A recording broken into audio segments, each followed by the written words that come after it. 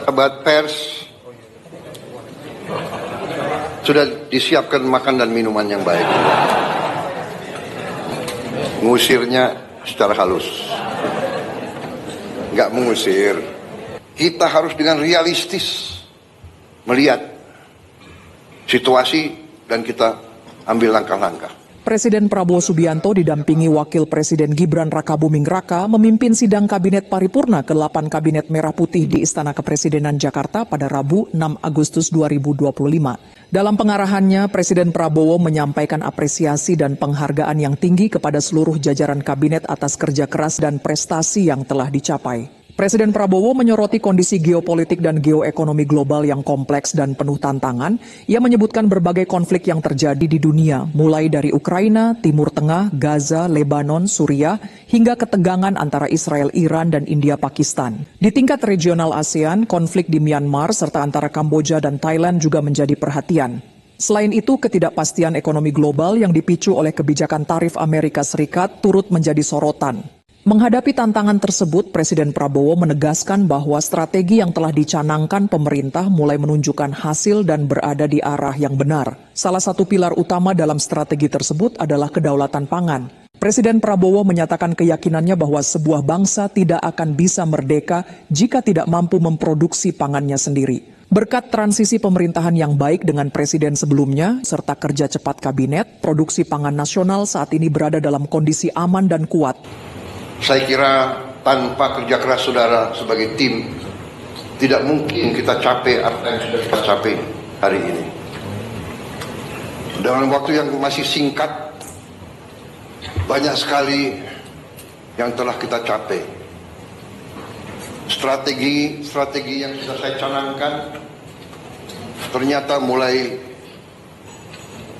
terasa dan terlihat bahwa strategi kita benar. Kita berada di arah yang benar. Kita berada di azimut kompas yang benar. Saudara-saudara, waktu kita mulai pemerintahan kita 20 Oktober, situasi geopolitik dan geoekonomi tidak serumit sekarang. Sekarang tidak hanya kita menghadapi dampak dari perang di mana-mana, konflik di mana-mana, konflik di Ukraina, konflik di Timur Tengah, Gaza, tepi barat, Lebanon, Suriah, yang begitu dahsyat, yang memakan korban begitu banyak di depan mata seluruh dunia. Perempuan, anak-anak kecil, puluhan ribu dibantai. Kita juga lihat konflik Israel-Iran, di mana negara adik kuasa pun ikut. Kita lihat konflik India dan Pakistan. Kita lihat di kawasan kita sendiri, konflik Myanmar jalan terus dan tidak kelihatan arah untuk menyelesaikan secara damai, walaupun kita akan dukung ASEAN terus untuk berperan mencari solusi damai di tetangga kita. Belum lagi kita lihat sekarang muncul lagi konflik bersenjata antara sesama anggota ASEAN, Kamboja dan Thailand. Belum lagi kita hadapi kondisi geoekonomi dunia, ketidakpastian yang ditimbulkan oleh tarif yang dipasang oleh Amerika Serikat. Kita menghadapinya dengan tenang. Saya terima kasih dengan tim ekonomi kita Saya terima kasih saudara-saudara bekerja dengan tim sebagai tim yang baik. Menteri Koordinator Perekonomian dengan timnya dibantu oleh Menteri Keuangan, Menteri Perindustrian, Menteri Perdagangan, dengan Ketua Dewan Ekonomi Nasional, dengan timnya juga, Menteri Investasi, semua melaksanakan. Menteri Luar Negeri, dengan diplomasinya, kita bergerak sebagai satu tim. Kita negosiasi, kita berunding, kita tidak emosional, kita tidak terpancing. Kita mengerti bahwa kita punya kepentingan yang besar. Tugas pemerintah Indonesia adalah melindungi rakyat Indonesia, melindungi pekerja-pekerja kita dan keluarga mereka. Untuk itu, kita telah mencapai suatu titik yang terbaik yang bisa kita capai pada saat ini. Walaupun kita tidak akan berhenti untuk selalu mencari kondisi yang lebih baik untuk ekonomi kita, untuk bangsa kita, untuk rakyat kita. Saudara-saudara, kita paham dan kita mengerti bahwa kondisi ini akhirnya menguji strategi besar kita, menguji strategi transformasi yang sudah saya canangkan di awal, bahkan sebelum saya dilantik sebagai presiden. Strategi transformasi bangsa yang kita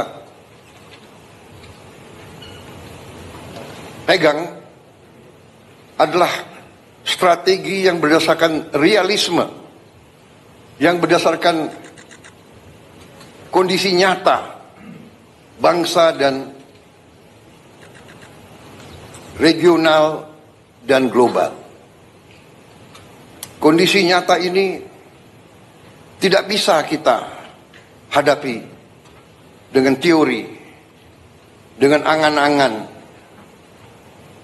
Idealisme benar, idealisme itu perlu.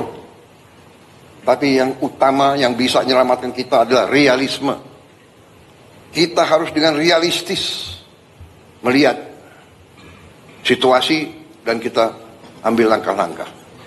Saudara-saudara, sejak lama saya berkeyakinan bahwa apapun terjadi, bangsa kita akan aman kalau kita kuasai pangan kita. Kalau kita bisa amankan pangan kita bisa jamin bahwa kita bisa beri makan kepada rakyat kita. Setiap hari, setiap minggu, setiap bulan, setiap tahun.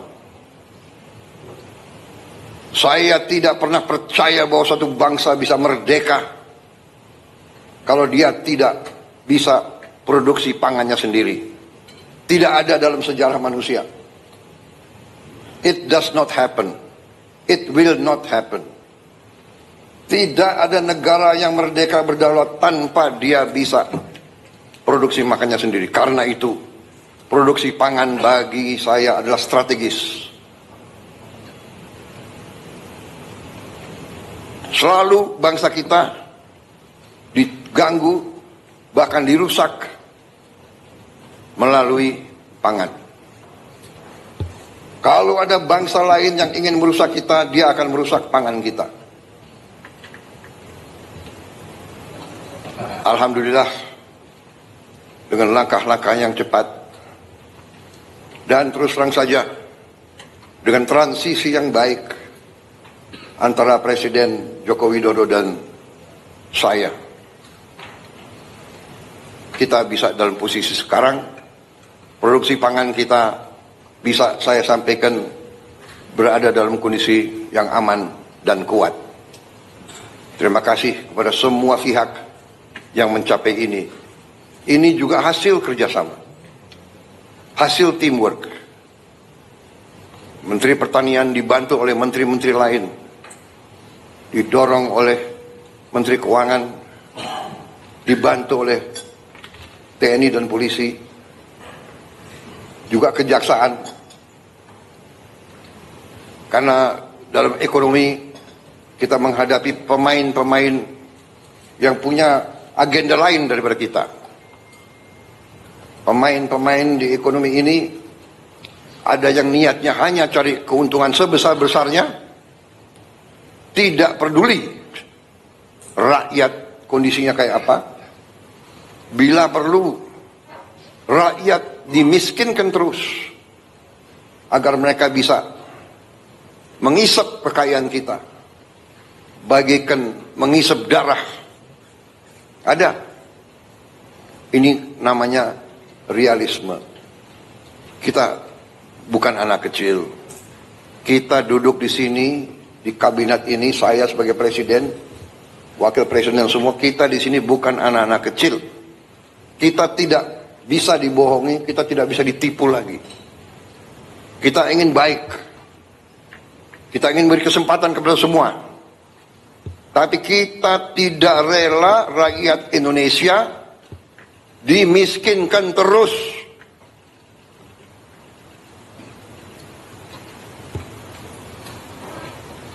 Saudara-saudara, alhamdulillah arah kita di bidang pangan cukup berhasil. Cadangan yang ada di pemerintah sekarang terbesar sepanjang sejarah. Nilai tukar petani meningkat dan nanti menteri-menteri akan laporan masing-masing. Ini sebagai pembukaan. Tetapi di sini saya tekankan bahwa strategi kita ternyata berada di arah yang sudah benar. Saudara-saudara sekalian, dengan demikian tentunya kita sekarang saya persilakan beberapa menteri untuk melaporkan kondisi di sektor masing-masing. Kita prioritaskan tentunya para menteri sebagai leading sektor, sebagai leading katakanlah sebagai ketua satgas di bidang masing-masing yang prioritas. Pangan, energi, pemberantasan kemiskinan dan kelaparan, kemudian pembangunan SDM, kesehatan, perumahan. Saya persilakan Sekretaris Kabinet untuk mengatur laporan-laporan masing-masing. Terima kasih. Yang terhormat Bapak Presiden, Bapak Wakil Presiden, setelah ini kita akan melaksanakan laporan dari masing-masing kementerian terkait program prioritas, diawali dari laporan Ibu Menteri Keuangan, kemudian selanjutnya Menteri Investasi, Menteri Pertanian, Menteri ESDM, Kepala Badan Gizi Nasional, Menteri Sosial, Menko Pangan, dan selanjutnya Menteri Dikdasmen dan Mendikti. Dipersilakan untuk Ibu Menteri Keuangan. Terima kasih, izin Bapak Presiden, Bapak Wakil Presiden, Bapak dan Ibu sekalian dari Kabinet Merah Putih. Bismillahirrahmanirrahim. Assalamualaikum warahmatullahi wabarakatuh. Bapak Presiden, Bapak Wakil Presiden dan Kabinet, kami ingin menyampaikan rancangan APBN 2026. Namun karena ini adalah persiapan nota keuangan, Bapak, apakah pers masih ada di sini? Karena nanti Bapak tanggal 15 akan menyampaikan di depan DPR. Baik, terima kasih. Sahabat pers, sudah disiapkan makan dan minuman yang baik.